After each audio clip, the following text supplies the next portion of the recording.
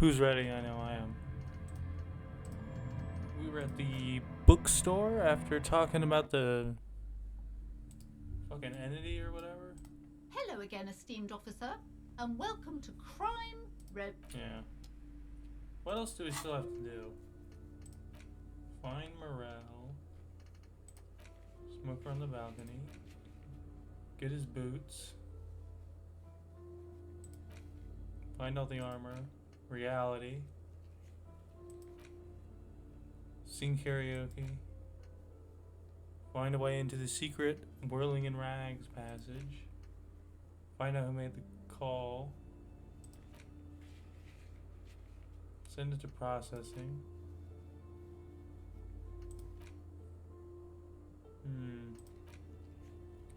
Find out who put it in the trash. Track down my badge. Run the thing on the armor.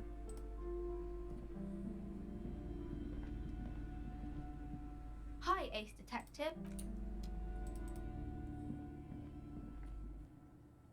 Let's put that flashlight away.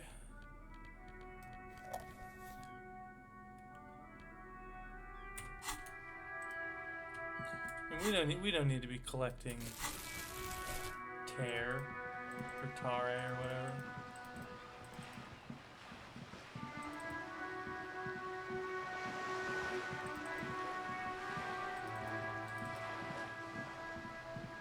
They're still playing bocce ball over there.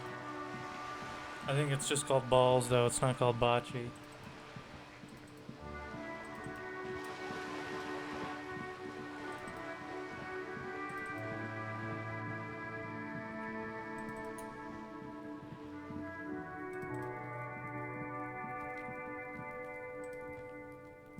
Trying to sneak up on me? I ain't sneaking up on nobody. Can't get in there. Maybe we should talk to Evrar again. Some audio malfunctions.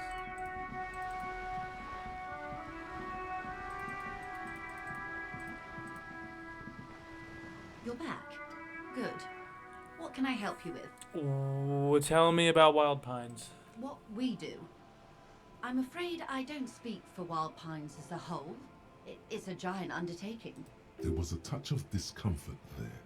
She wants to merely represent. Okay, so what do they do? The Pines' core competency is logistics. Container shipping, freight, that Crack sort of thing. dealers. See those airships there? Allegedly. Blinking? Those are the shipping side of things, and that is the terminal. Another subdivision deals with energy, oil and gas exploration, offshore platforms. The Wild Pines Group is one of the original Revacholian Indo-tribes. Companies awarded royal monopolies by the king, the suzerain himself, centuries ago. The king is long gone, but several of the Indo-tribes remain. I'm eating Girl Scout cookies, 1 second. Who are the other Indo tribes? Saint-Baptiste, Elysium, an unknown entity known as Brightest Star. You're in good company, it seems. Why, thank you. How much money does Wild Pines have? I'm not at liberty to discuss the company balance sheet, but I can tell you that last year, the company booked more than 20 billion real in revenue. Oh, wow. 20 billion is a large number, but the conglomerate employs 72,000 people. They all need to be paid. Then there are capital improvements, interest payments.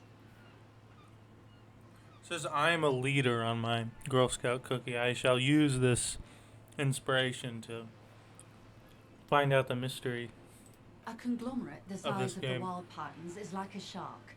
If it stops moving, it will die. Then what becomes of those 72,000 families? It's a tremendous responsibility. Where does Wild Pines get all these billions? They started as an exploration and cargo fleet conducting trade between the Samoan and Insulindian Easterlers 250 years ago, when pine ships explored the South Seminese and charted Lomantang on behalf of the suzerain. Centuries of care, deliberation, and madness have gone into this endeavour.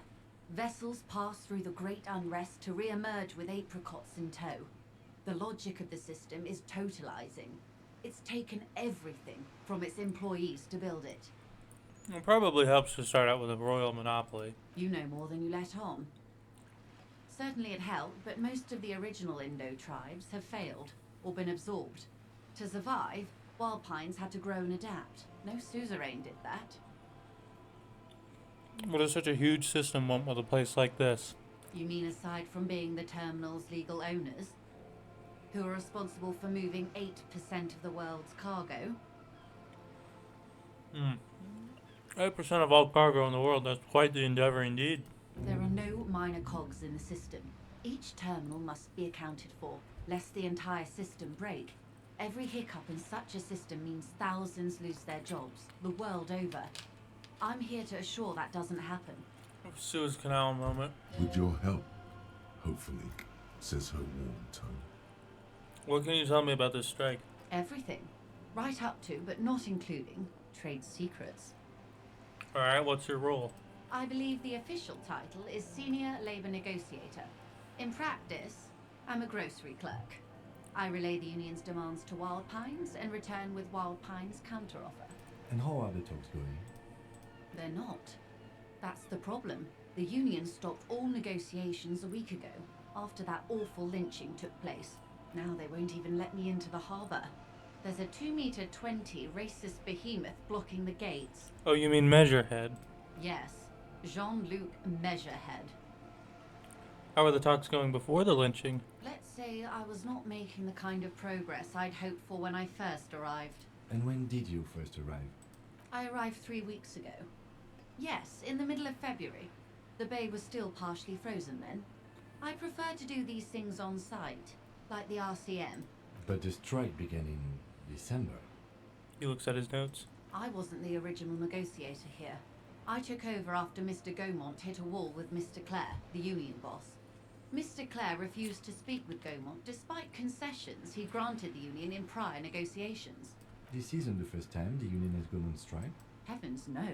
There have been 2 prior strikes.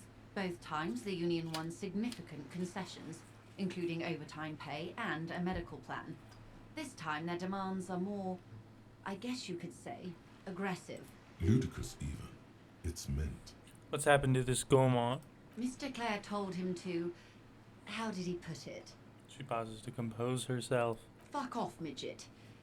Gaumont is short of stature, you see. Okay then. Yes. Keep in mind, this is a negotiator Mr. Clare has worked with before, and who was more than fair with him and the union. What are their demands? There are leaflets everywhere, and banners. What did they say again? Oh yes, every worker, a member of the board. Most of the workers probably don't know what that means. I don't know what to think about that. Fortunately, they explained it. Every time the Wild Pines group makes a decision about anything, it needs the signature of each of the 2,200 workers in its Martinez terminal. Just so you understand, this is but one of 22 terminals owned by Wild Pines. Essentially, not only are they kings of the company, they are also kings of the 72,000 employees of Wild Pines Group. That's pretty funny, I have to admit. They're having a blast. But how can they afford it? After 4 months, my assumption was they would prefer a more practical solution. What are you gonna do? I'm not sure. Naturally, I assumed that was just their opening position, a hard-nosed tactic with a side of mockery. But there's been no follow-up, just the same nonsensical slogan repeated over and over again. And now, people are getting lynched, I hear. Behind the whirling in rags, a disastrous situation if there ever was one. Excuse me, from whom did you hear about this lynching? I first heard it from the Bois at the gates, the one whose very name advertises his aversion to work. I think he said it was, "Call me mañana." The scabs at the gate, did you put them there? The scabs? You mean the huddled masses of Jamrock, come to plead for work where the union refuses to? If they were organised by Wild Pines or its affiliates, then it would be a company secret. I could not share it with you. Not right now, at least. It's implied. She's open to discussing this matter with you at a later occasion. What do you think of Everard? Everard Clare is a man of the utmost integrity. If you can say one thing about him, it's that he always puts the interests of the workers first. Really? Of course not. Everard is fantastically corrupt. I imagine he has a thick, viscous goo where you and I have blood. That's Everard, alright. He is the most corrupt individual I have ever seen, and I deal with men like him for a living. If there is anyone more venal, more irredeemably nepotistic, then it's his twin brother, Edgar. I remember hearing something about this Edgar. Have you seen him? No. Edgar looks exactly like his brother, except for that lazy eye. He also talks exactly like Everard does, and when one's term as foreman is up, the other takes over. It's how they circumvent the term limits, you see, with a funny little switcheroo. While in office, they've embezzled God knows how much of their workers' dues. What about the Union itself, outside of the Brothers Clare? The Débardeurs Union was once a perfectly normal institution. 20 years ago, anyway. It must not have been easy to establish under the Emergency Act, but they did it. I can respect that. Organised labour at its best, as they say. Then something happened in the local chapter elections. The Brothers Clare came and transformed it into a... how do you say? She hesitates, looking for the right expression. A mob. The Débardeurs are a crime syndicate. Sad as it may be, we are forced to cooperate with them. Refreshingly honest, officer. The company has tried appeasing in the past, but I'm afraid our concessions have only emboldened Everard and his brother. She turns to you. And your opinion, detective, if I may ask? I'm a curious and talkative person, you see. Would you say the Débardeurs Union is... A giant leech sucking the life out of Revachol. Indeed. And a hungry one. Sadly, Wild Pines have cooperated with what amounts to a crime syndicate for 2 decades. However much you feed the leech always hungers. One more thing, you said something happened in the elections. I'm glad you asked. There was a woman, the previous forewoman of the Union. She disappeared. Disappeared? Yes. On the last day of the local chapter elections, her daughter phoned in and said she wasn't running anymore, or coming to work. Ever. End of story. Some kind of extortion, probably. Indeed. The company suspects foul play, but there's nothing they could do. It was a union matter. The point of the presentation is, these kinds of things happen around the Clares. Watch out when you're dealing with him. Thank you for your concern, ma'am. We'll be just fine. Of course. How else can I help? By the way, I've talked to Everard Clare. You have? And how did you like Mr. Clare?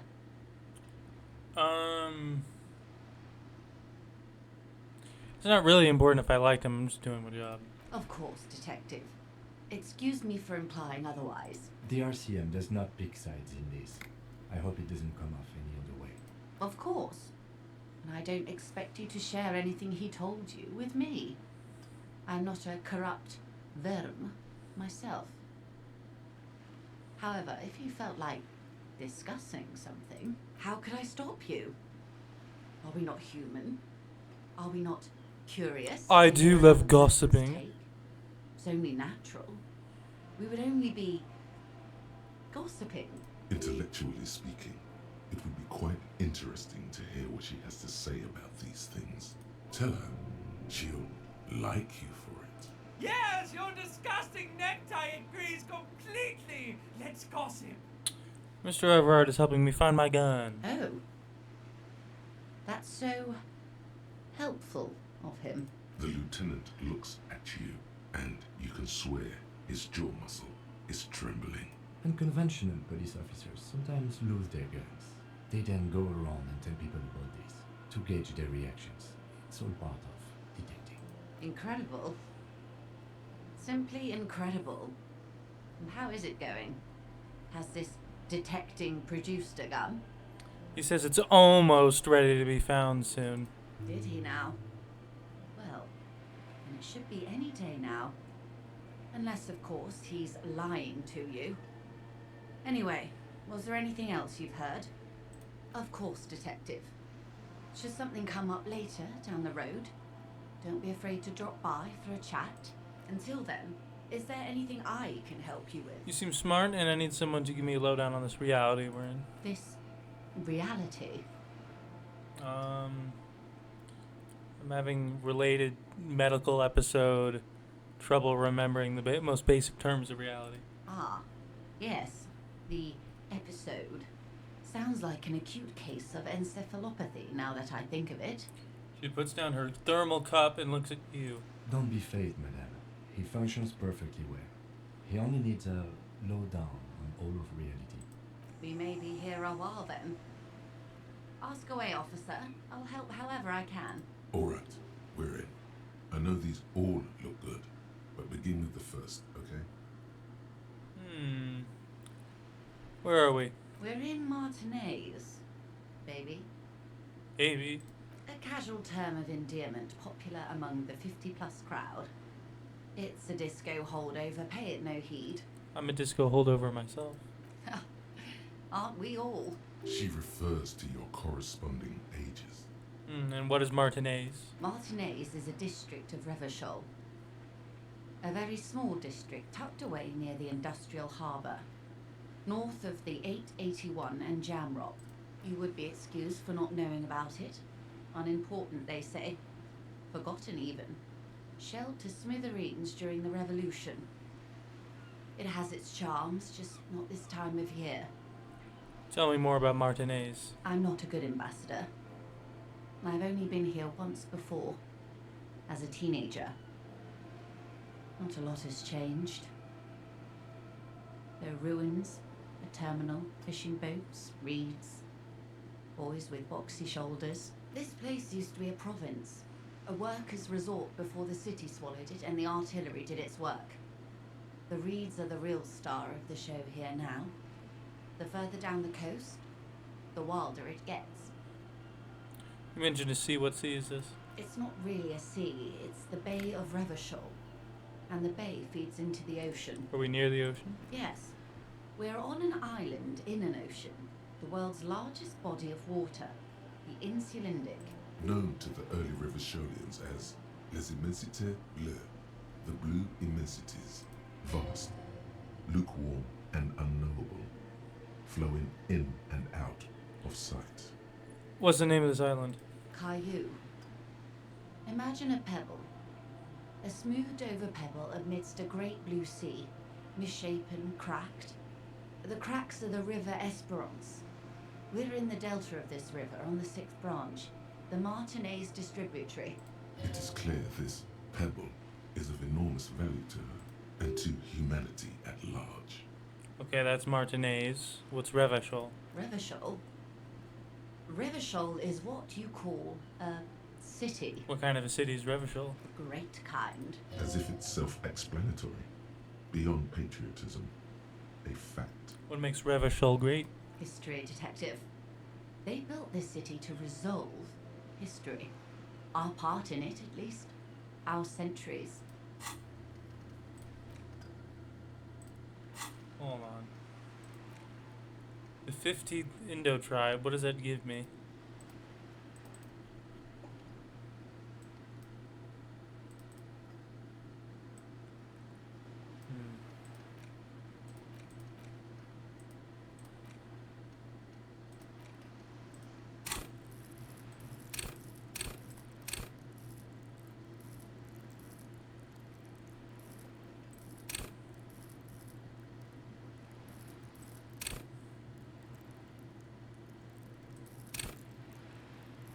Let's level up perception 1. Okay, then who built this city? The nations of the Occident, or migrant workers from Seminine and Ile-Marat, depending on your creed. Okay, when was Revachol built? In the DeLorean century. 380 years ago. And why will it resolve history? They say it's where the terrible questions of our time will be answered. The tensions are highest, the fault lines deepest. By that I mean conflicts. Ideological conflicts. The stuff of men. Why here? We are standing on a fertile, self-sufficient island able to sustain up to 200 million people. in the middle of the Insulindic Ocean, the world's connective tissue. It's where the money is. So we're in an unimportant part. We're in an unimportant part of an important place. I think it's fair to say so. Martinez is about... She points across the water where the skyscrapers rise. A sparkle of lights on the horizon, like morning stars above the curvature of the planet. 22 kilometers from the center of the world. That soldering iron is the Bank of the World building. The bottom floors are Insiacom. Coalition government, Insulindian Mission Command. Look to the sea. Silence. She lowers her hand. The water, the light. It's as though you're seeing it for the first time. There is no recognition, only the immensity of the sea and the cold radiating from it. Say nothing, observe the large body of water swelling, cold. She observes your eyes scanning the horizon, then breaks the silence, slowly.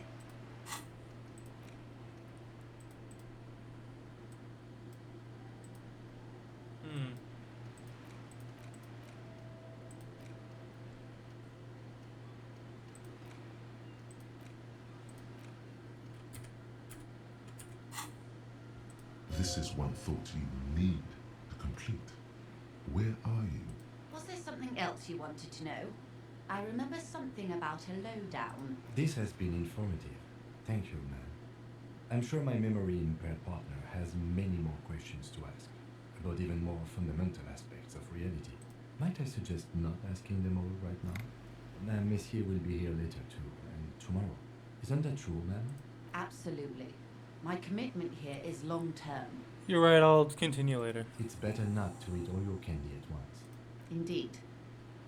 I'm always at your service.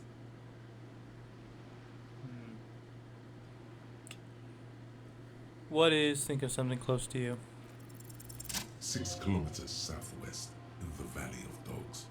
Junior officer Chad Tilbrook takes aim at a rabid black dog licking its wounds in the grass.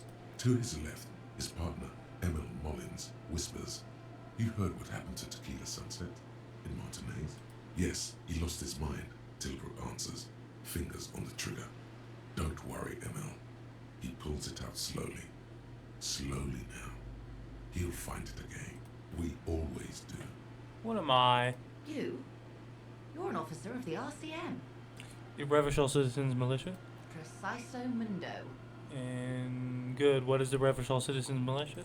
Nothing more nor less than the de facto law enforcement body of post-revolutionary Revachol, detective. Yes, we are the Revachol Citizens Militia. He's being sarcastic. You said de facto. Yes, that means not de jure. The RCM acts in what is poetically called the twilight of international law, both at the behest of the coalition government and to its chagrin.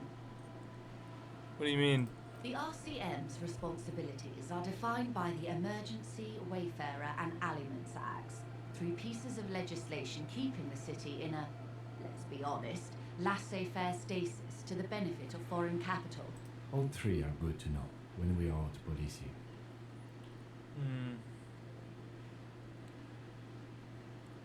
So basically, I'm a lackey of capital. There's nothing basic about your role, detective. It's true that the RCM keeps everything the way our seemingly permanent provisional rulers like it. Yet, on the other hand, I know these people. I deal with them daily. Let me tell you, dear, they are not fans of you. Why? The post-revolutionary decade was a disaster for the coalition government. Revachol in the 20s was hell, especially on the west side of the river. Gang warfare, a botched privatization scheme, a nuclear pile meltdown. The pile people thing that They the called it the guy was talking about. international zone because no nation wanted to claim responsibility. The RCM restored peace where the coalition failed. A true blue citizens' initiative. They will never forgive you. That's somewhat of an exaggeration. In reality, ours is a mutually beneficial arrangement. Revacholians get to keep the peace in Revachol, and the coalition doesn't have to worry about it. Anyway, sorry to intrude. Please continue. Yes, Lieutenant. Permit me to conclude with this. Who you are, to me, is the police. The only legitimate law enforcement authority in Revachol. Thank you, ma'am. And if those authorities drink so hard they need help recalling the basic terms of reality, well, I'm here to help. That's all for now. Glad to have been of assistance.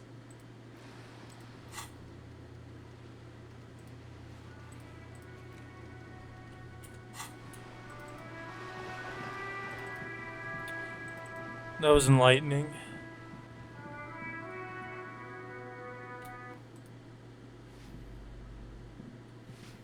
Give me a moment.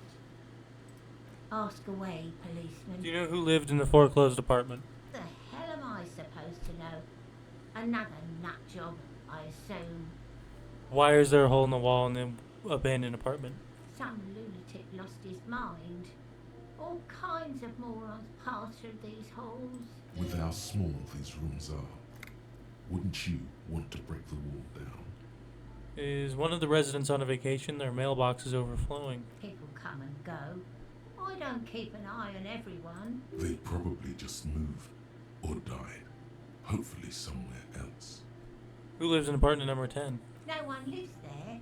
It's been empty for months. But I heard somebody walking inside. Impossible. I would know if someone had moved in there.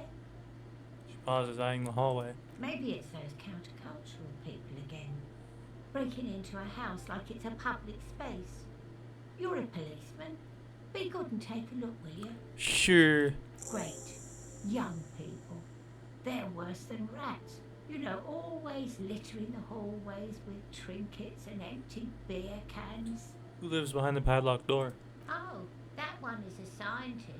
A future scholar. Suddenly, the old lady's face is beaming. I think he studies astrology at the community college. Education's good. I always tell them to study. Astrology? Something to do with all those stars around his door. He asked me to leave his drawings up on the wall. Are you sure you don't mean astronomy? That's what I said. Astrology. The lieutenant shakes his head as though to say, let it go. Come on, people. Try to keep up any standards here. It's not about stars. It's... forget it. Yeah, but the corpse has stars on as a star tattoo, a constellation, so that might be relevant. Can you tell me about Cindy? The artiste? Nothing I can do about her, I'm afraid. She ruins the walls faster than I can clean them. Still, She leans on her broom. she leaves an old lady to her business. More than I can say for others. That's all, thank you. She mumbles some kind of a response, then hacks something into her handkerchief.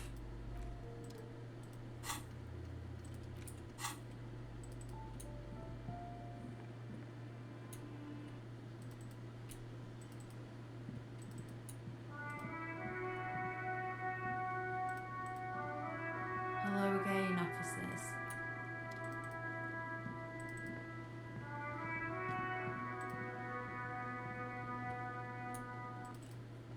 Oh, what's that?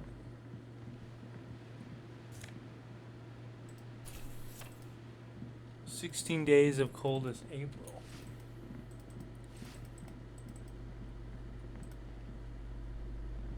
You hear someone walking around inside, rearranging the furniture.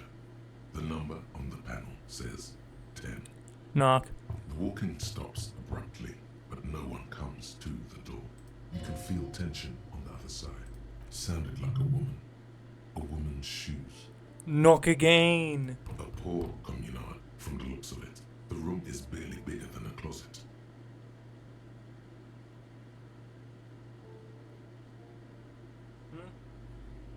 There's a glitch. This is a police, open up. Do I have to open the door?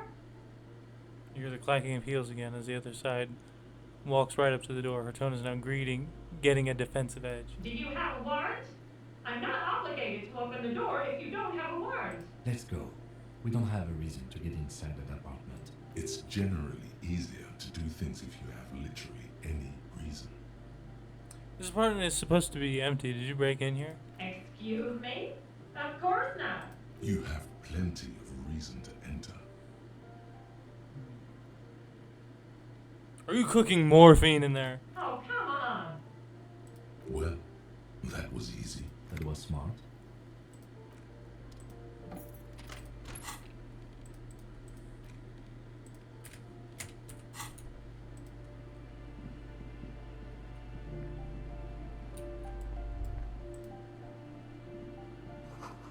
Blister of packs of medicine peeks out from the box. You should take it. Looks like a fine mattress. Satisfied?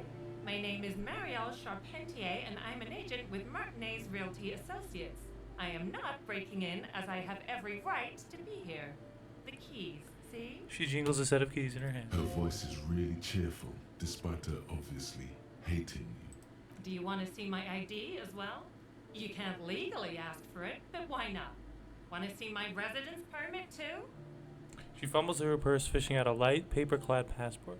I don't need your idea, I just need to ask you some questions. Very well, but please make it quick. I need to be back in La Delta in an hour. What are you doing here? I need to get it ready for the next lease, but as you can see, the previous tenant completely trashed the place. Reprehensible. Who lived here? It was some kind of a moribund old man who used to be a business owner. You'd think they'd make rent, She stops hesitating. but that was months ago. Anyway, was there anything you wanted, or is that it?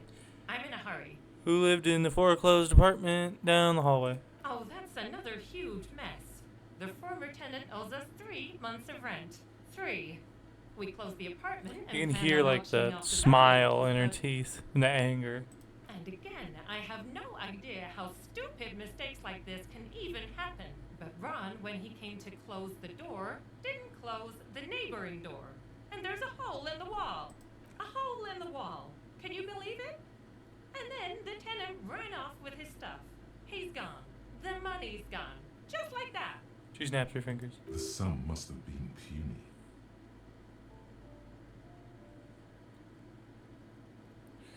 So wait, what happened with the wall? Don't ask me what happened with the wall. I have no idea how we're going to find the time or resources to fix it. Both apartments are now unrentable. Both. She's still shaking her head. Manicured hands now crossed over the chest. Of course. That's all, thank you.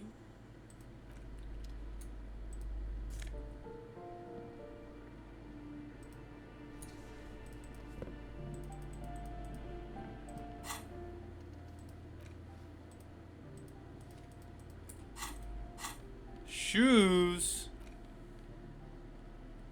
+1 to indirect modes of taxation.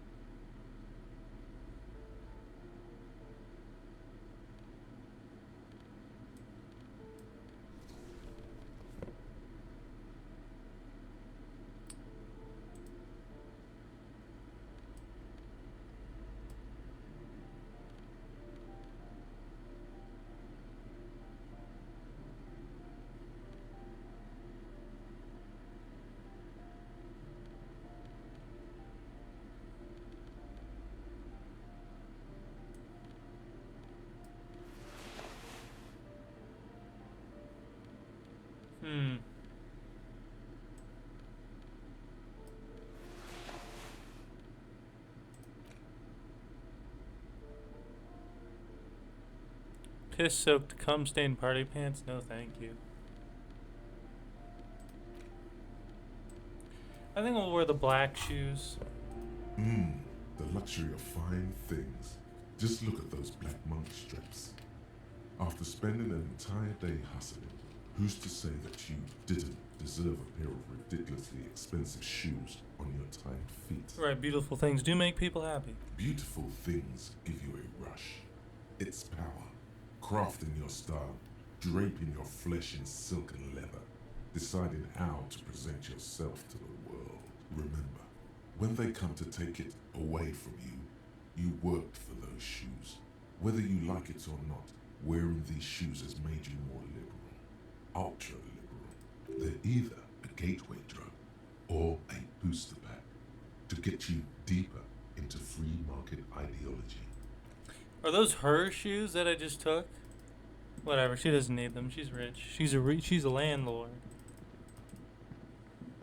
She can fuck off. Oh yeah, that old lady.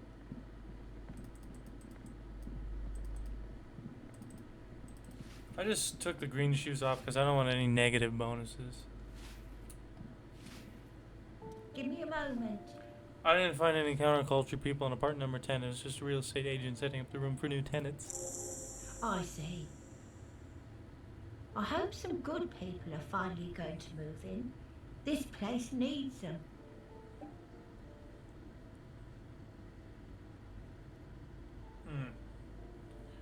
Yes, some highly technological wizards are going to save this place. It'll be a visionary innovation utopia.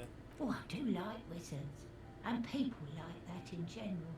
They have a lot to tell us about our fates. She means clairvoyance. Thank you, I'm off. I do like wizards too. She gone?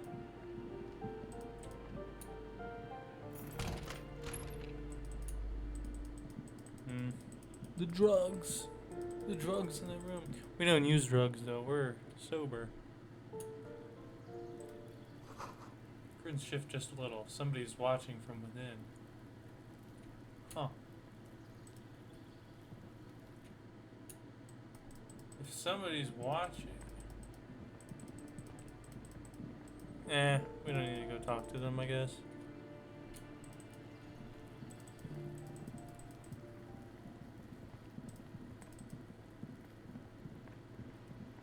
Just an ordinary wall.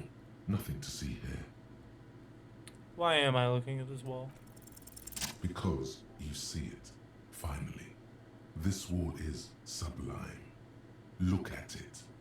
The shadows, the colors. Let the conceptual joy flow into your pupils and blossom into thoughts in your brain. All the other walls on all the other houses must make a pilgrimage in adoration of this, the uncontested pinnacle of warcraft, color peeled from the very face of God. More! Oh, Wall Father.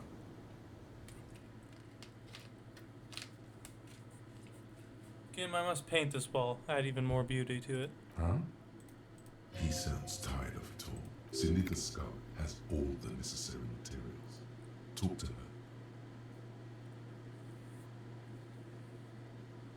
First, I know you're tired, Kim, but take another look at this wall. Draw nourishment from its beauty. Sure, I must talk to Cindy, get the necessary materials from her. if you must.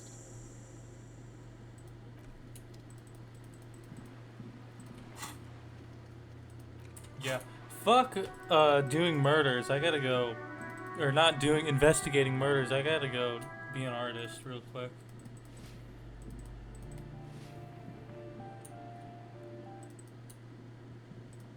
Cindy, I have need of your paints.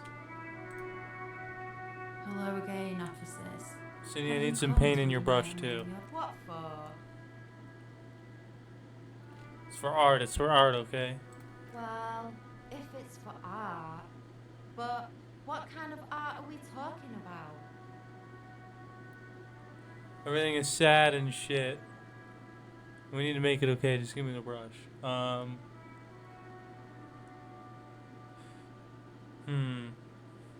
To be honest, I haven't really thought of anything yet, but I'm sure I will. Then you have time to find your own fucking brush. To crush a man's dreams like that, I hope you're happy. There, Piggy. I guess art just isn't really you. 'Cause you suck in life and in everything. Attempt to explain your artistic intentions. They do say the painter always paints his own portrait. I'm gonna paint a self-portrait, but sort of, from the inside to show people what it's like. That's pretty fucked up. Even for you, Piggo. Okay, I won't do that. Just please give me some paint and a brush. I need to go do some art. You're a real sad sack. You know that? Go ahead then. Art it up. Just try not to hurt yourself. I'm no self-portrait. Thank you, Cindy. But I'm all out of fuel oil. You know what you should be able to find in your government-issued vehicle? Red-dyed heavy fuel oil. Can't I just use paint? Are you kidding me? Fuel oil is so much cooler. No way you're disfiguring that beautiful wall with something as pedestrian as ordinary paint. Kim, my friend, would you be willing to sacrifice some of your fuel oil for art? My fuel oil is for my kinema. Use your own fuel if you are unable to contain your artistic impulses, but please, leave my kinema out of it. See you later, Cindy.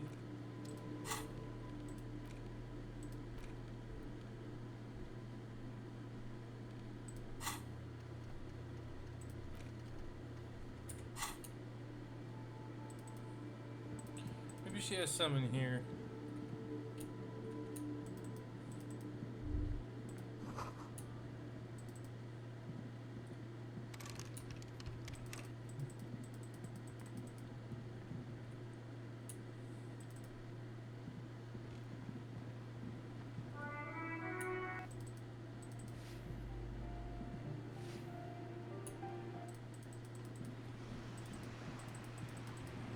Let's go talk to Evrar and the Union people again, see if they have anything to say.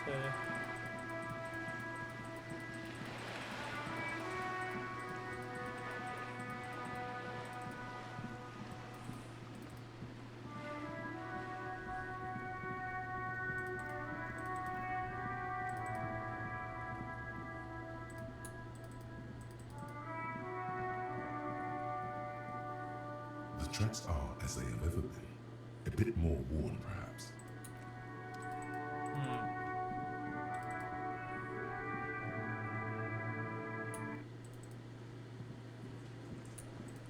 Alright, now we'll talk to you guys.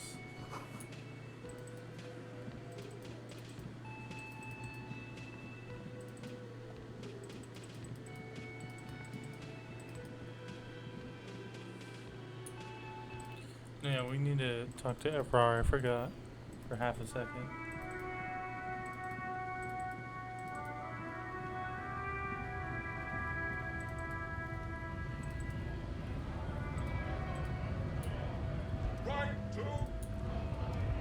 He's still going.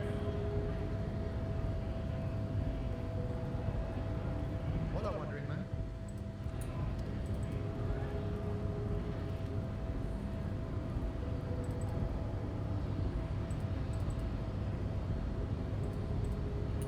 Your race descent has only worsened since I last saw you. You have really let yourself go. Why are you not with the Hardy Boys? I am not the first line of defense. I am the last. In addition, these so-called Hardy Boys are an effeminate clique of bodybuilders. Their company is spiritually degraded. But you're all part of the Union. The Hardy Manlets are on the pay of the company. I answer to the Union alone. And I do this out of race heroism. Finance is an alien concept to the Simmons. Now leave me be. I must luxuriate in the company of my woman. Well, he has three women. They're all complimenting him over and over.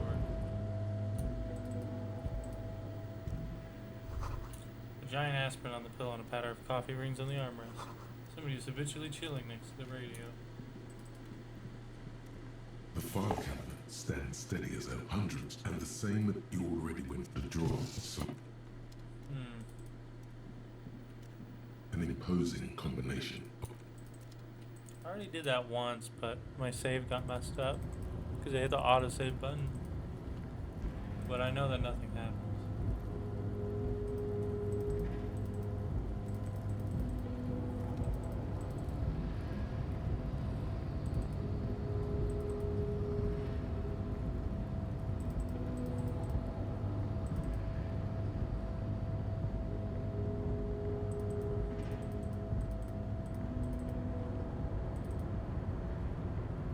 Oh, hey, mister. I knew you'd be back to talk with old Leo here. Yes, I did. It's like Lady Larice said when she opened a bathhouse in the basement of my apartment building. They could only get so far before they're aching to get back. And lots of folk really did keep coming back. I had some questions for you. No trouble at all, mister.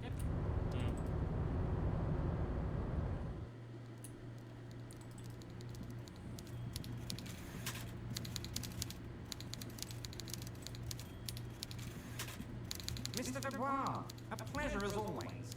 You don't have to sit down this time, since you've already sat on that chair. What's in the container that's outside your office? My dear Harry, there are literally millions of containers in this harbour. I couldn't possibly remember what's in all of them. There's something special about it. It was attached to the Kvalsund crane. Harry, you smooth-talking son of a bitch. Time is a precious resource, and I don't have enough of it to count containers with you. Smooth talking. Maybe that's the way to go about opening the container. You should at least try convincing it. I'm told the Union is involved in the local drug trade. What? Harry, how could you say that to me? You know I appreciate a joke as much as any jolly fat guy, but I can't take slander. Are you actually investigating this? Yes, I am. You've hurt me, Harry. Me, a friend. But you know what? He perks up. I trust you, like I trust all my friends.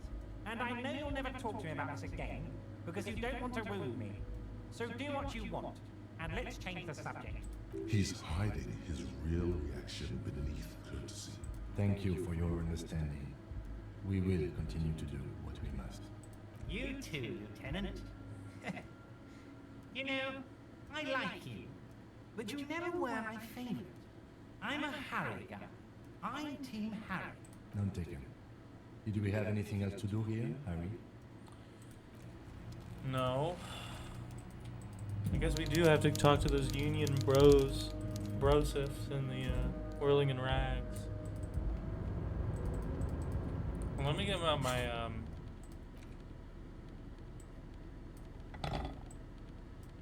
my crowbar and my tear bag.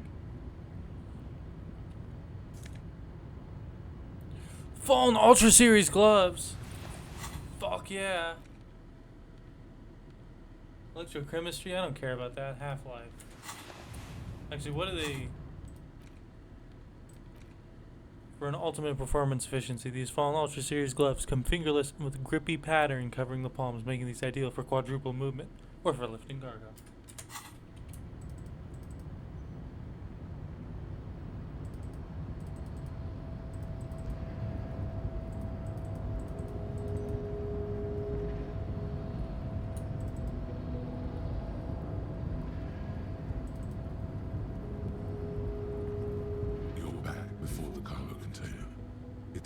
Has not lessened since you were last here. If Persuade the door to open. seems to have grown slightly.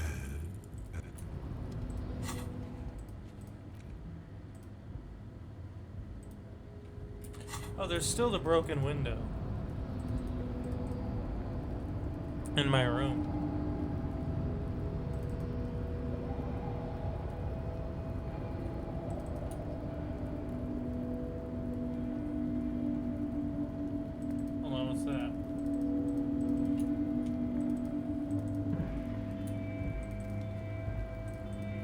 If I go around and then I go up, I can open that thing with a crowbar.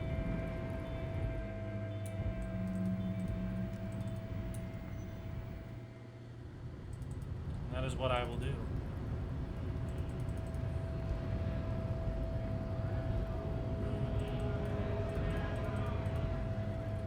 Well, let's check on Grandma.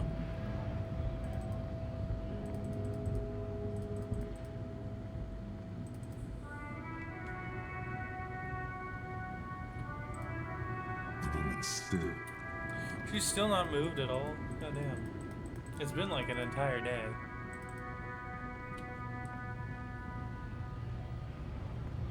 I even brought my own overalls. That one guy says.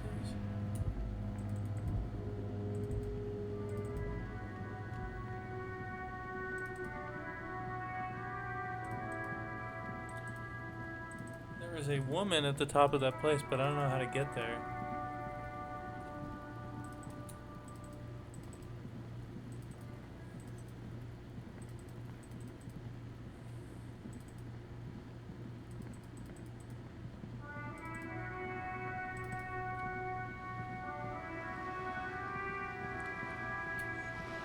Kim is gonna be the most fit,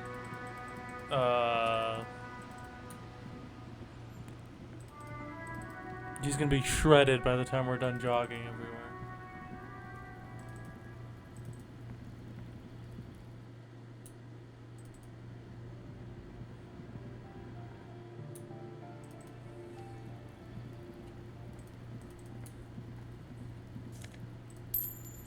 $0.75, hell yeah. That was worth it. That was worth running all that way.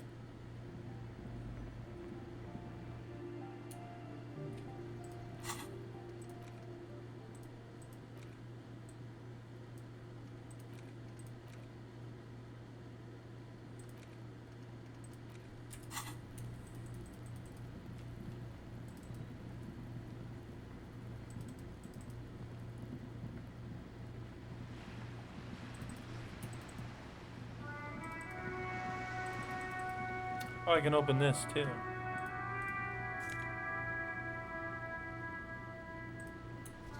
Signal blue navy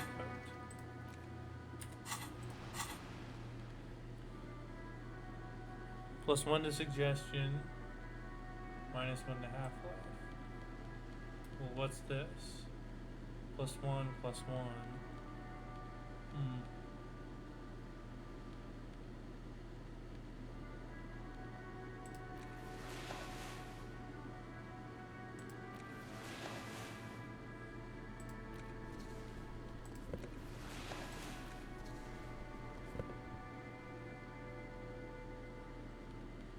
We need better pants.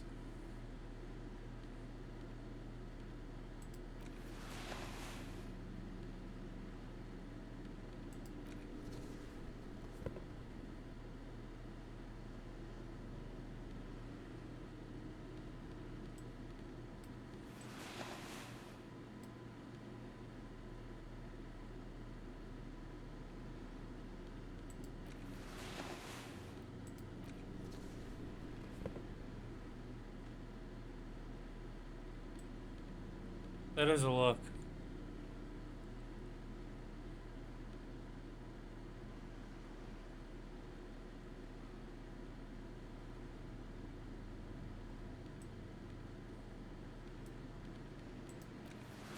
I think I'll just stick with my coat and my hat.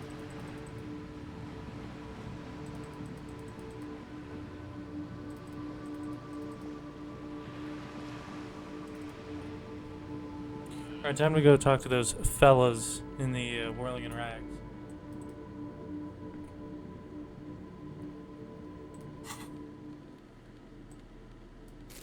Unequip our items aforehand.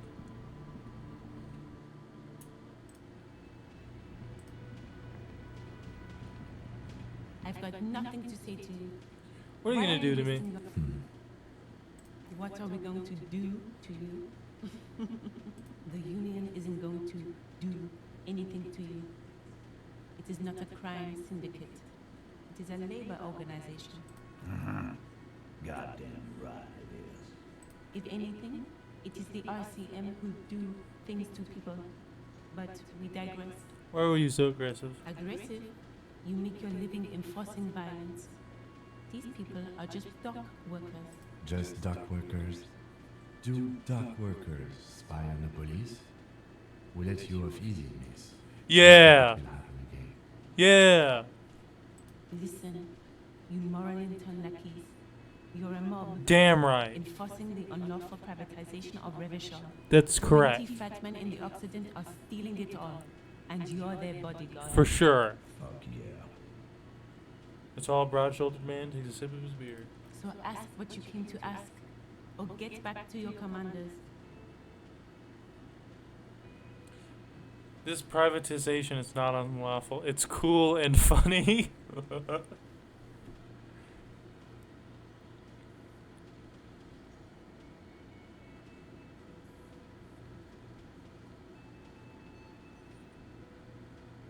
The privatization is not unlawful. It's cool and funny. Maybe you're just not historic individuals. I don't need privatization peons from a rent-a-car.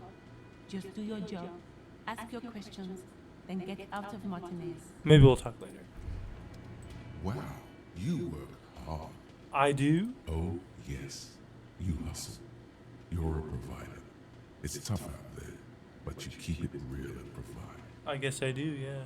Oh yeah, like a horse, a workhorse, for hard work. What hard work do I do exactly? Look at yourself. You're a human pedometer. You must have walked 200,000 steps down cracked asphalt, mosaic, sand, and linoleum after you re-emerged. That is the sign of a hustler who never gives up. The world is harsh and people are evil. You didn't make it that way, and you won't let it break you. You ride. Yeah, I ride a little. A little. You make money. You got gills, baby. Got those black papers with the faces of the innocents on them. You bring in the Franco Negros and the Solas. Indeed. It ain't easy. Fucking awesome. You do it. Day in and day out. You didn't make the rules, but you won't lose. You're a cop and a sprinter and a money printer. Oh, and then there's pawning stuff off of that suspicious Roy guy. Yeah, you're in the sales business. Shake 'em for shit and then pull it off.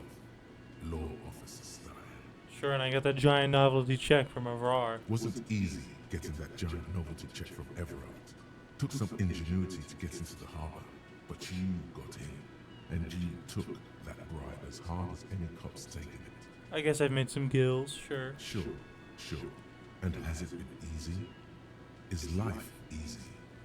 Have you not gone into cardiac arrest? Are you not about to have an anxiety attack or shoot yourself in the mouth? But you still hustle 24/7, ride or die. Now, ask yourself, are you rich? No, I'm actually not. That's right. You work harder than anyone. You almost rode yourself to the grave, and you're still practically a hobo. Why is that? I don't know, why am I so poor? Because of the taxes. G-Man's got his jam-covered sticky fingers in your pocket, stealing from you every time you buy, sell, walk, talk, fart, so much as sneeze. Our taxes almost non-existent in the Gotham estate. That is irreversible. I really thought there were no taxes. You and I both, but they got those indirect modes of taxation. Sales tax, excise duty, extraction tax. This tax that doesn't even have a name. Plus, there's the stuff people in other countries pay for that makes them ask for more money from you here. The Gotham estate's a myth.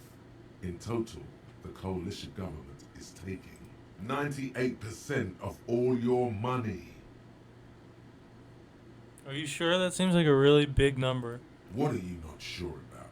They're milking your nipples till they bleed. Can't you see? Aren't you sick and tired of having bloody nipples? Bleeding nipples are a kind of a pain, but how will deregulation help with that? It's all about the tax issue, hustler. No other problem in the world is as pressing as top marginal tax rates. And don't you fucking forget it. I'd teach that. I'd teach that in class. Now let's talk to these boys. Those men in overalls toting guns and Union placards. 50 cents. Behind the dock workers, a ceiling height window. The hawthorn branches scrape the glass like bony fingers. The men are talking, but you swear you hear those black limbs tap on the window as the wind blows outside. Revert my gaze. It's not time yet. This is where you say your bed. Broad-shouldered man points at you with a beer can. Detective. The lieutenant acknowledges you with a sharp note. He's leaving it to you. Precinct 57's finest scans the room, leaving the speaking to you. He trusts you, maybe against his better judgment, but he does. Let's not say anything yet. Hey, dipshit. You hard of hearing or something? The boss man's talking to you. Cross my arms. What, is he fucking kidding? This guy high or something? Little guy looks at his mates in disbelief. Hey, asshole, up here. We're talking to you. We're looking for Titus Hardy. The lieutenant turns to the broad-shouldered man at the end of the table. We need to talk about the hanged man out back. Oh, this is about him. A real looker, that one. You sure took your time, huh? Waited for him to get real ripe and pretty for you. Oh, he was a real pretty boy. Hanging up there, letting out that pretty boy smell. I can't for the life of me understand why you did it. I mean, I would have just left him up there. You must really like cleaning up other people's shit. You might want to start asking your questions now. It's not going to get better than this. Do a head count first. Connect these men to the tracks you saw in the yard. Chances are they're going to match. Scan the room. Starting from the Ocular pat boot down. Size 44, blonde man in his 30s, overbearingly masculine, sitting on his right. Standard working boots, size 45 or 46. Eldest in the room, probably mid-50s. Smoker, quiet, across at the other table.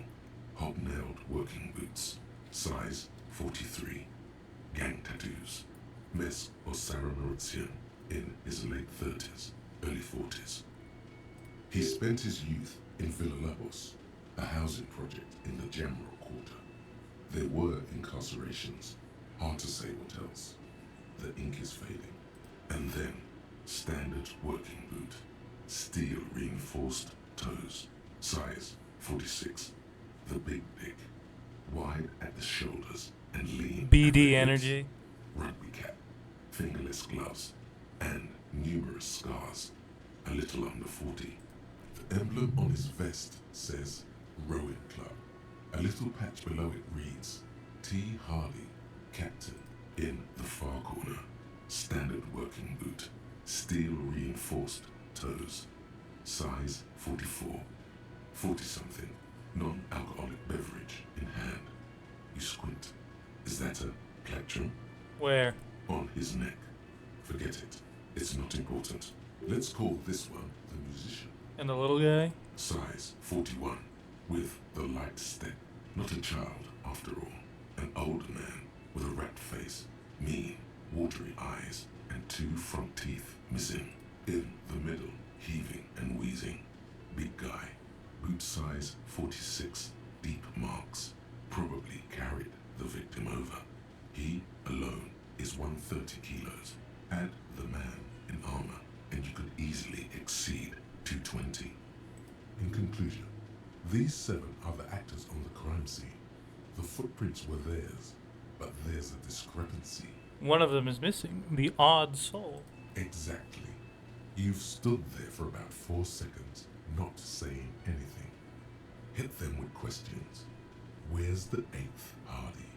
Hold on, let me put my hair up using a thing. What is it called? Hair tie. There we go. Hold on. I have to restart. Hold on.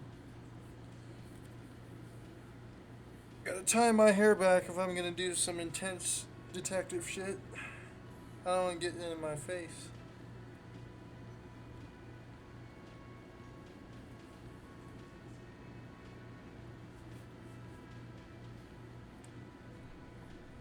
The fuck is with you, fella? Todd is staring at you with his head tilting. I found 8 sets of footprints, but there's only 7 of you. Where's the 8th Hardy boy? What are you talking about, Madman? There's no 8th Hardy boy. There's 7 of us and we're all here. He sizes you up. Or what? You want to be the 8th Hardy boy? We ain't hiring. He shakes his head. Actually, boss, we've been talking and we think she could maybe... Shut the fuck up, Glenn! Ah, it's a woman. Talking here. Now what the fuck do you want, cop? So let me get this straight. There is an 8th Hardy boy. It's a she, and you don't like us talking about her? That's right. We're not talking about this. This is a private Hardy Boys matter. Nothing to do with your shit. And He points to the lieutenant. you're not cops here. Don't go digging around if you don't want a bullet in the back of your head. I'm watching you. Good. We are all watching each other. Officer, your question. There's no point in pushing further, he thinks. This is already a victory. We'll learn more about this 8th Hardy sooner or later.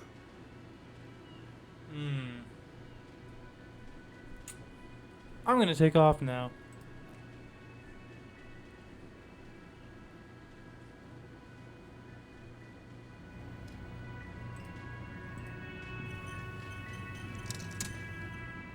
I've got nothing to say to you. Why are you wasting your time? Are you the Hardy girl? I am not. You could be, Liz. You could be anything. You could even be a model. Even a mod? Glenn, I went to law school. I am an attorney. He's right. With a face like that, she could be on the cover of Le Debutante International. Get a grip, Glenn. She went to law school. So fucking what?